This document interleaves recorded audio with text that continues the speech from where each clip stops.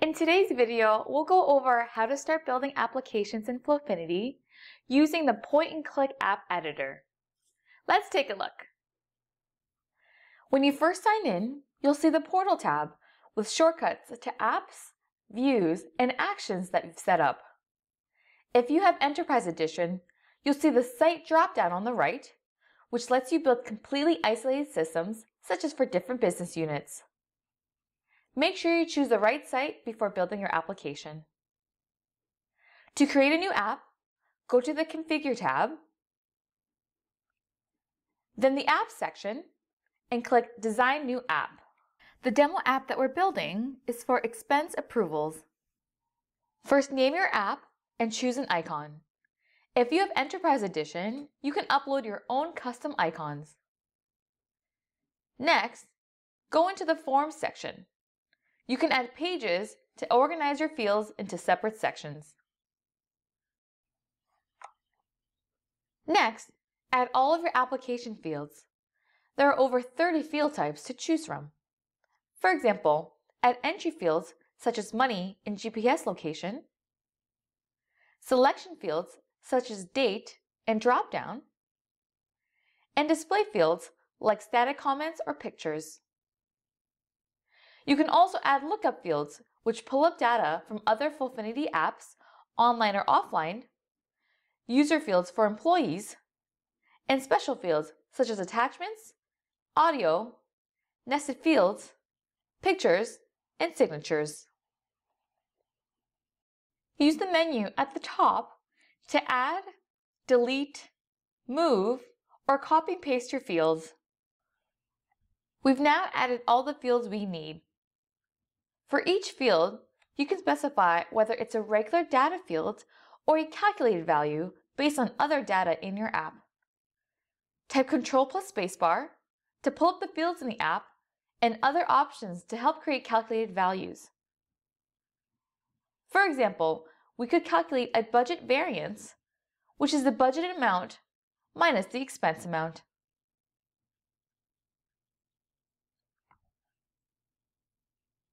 In Layouts, you can control which fields are displayed. These let you group your fields or pages together and control specifically for which operations in your business workflows you want certain fields to be included, visible, editable, and mandatory. This allows you to control which fields are available to which users and at which stage of the workflow.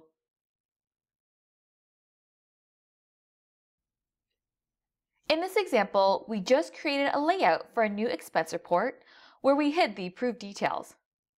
Now, we're creating another layout for when the expense report gets approved. In this layout, the approved details are now visible, and the previously entered data cannot be altered.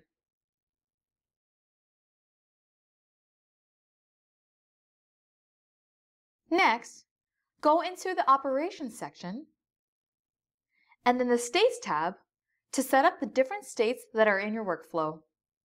For example, for an expense approvals application, you might have the states pending and approved, where only managers can move a record from pending to approved. Next, go into the Operations tab to set up all the actions you want users to be able to take in your app. The default operations are add, view, edit, and delete records. In Flowfinity, you have a lot of control over which actions are available in different workflows and who can perform those actions. For example, you can make the view record operation available in pending or approved states, but only allow users to edit records when they're in the pending state, so they can't get altered by anyone after they've been approved.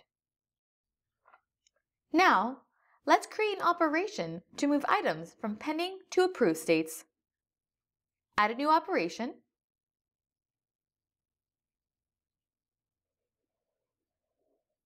Select Transition from the drop-down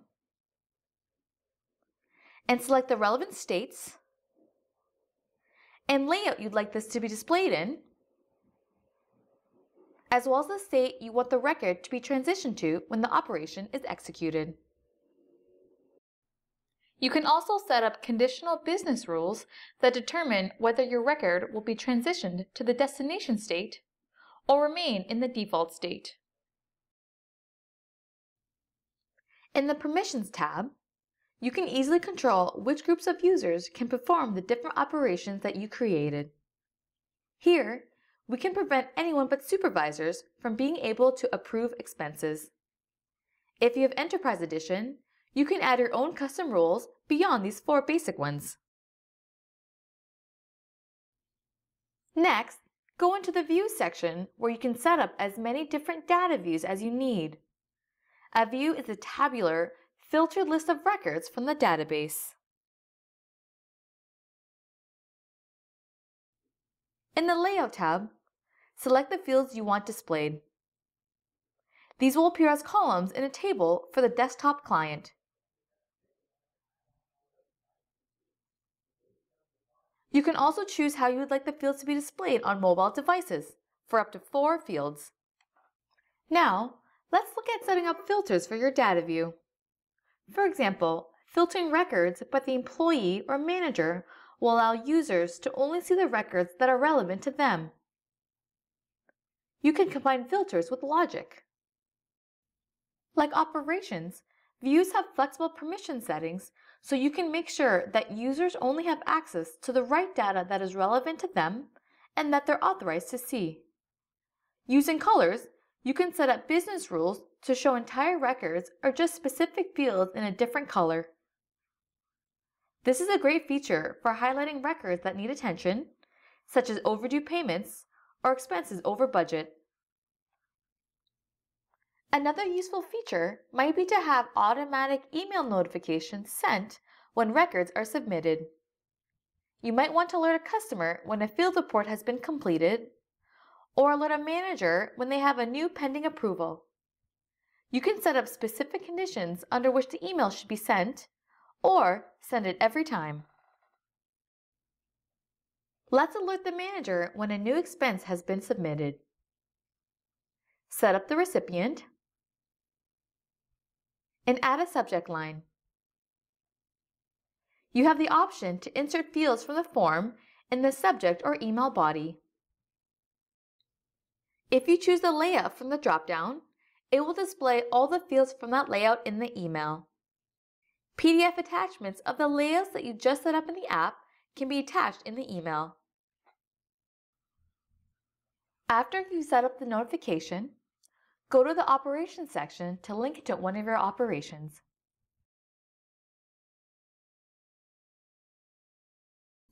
And there you have it. We just quickly and easily created a sophisticated expense approvals app that included multiple layouts, states, operations, views, and automatic email notifications. In Flowfinity, it's easy to build applications with the point-and-click interface. To learn more, start a free trial today.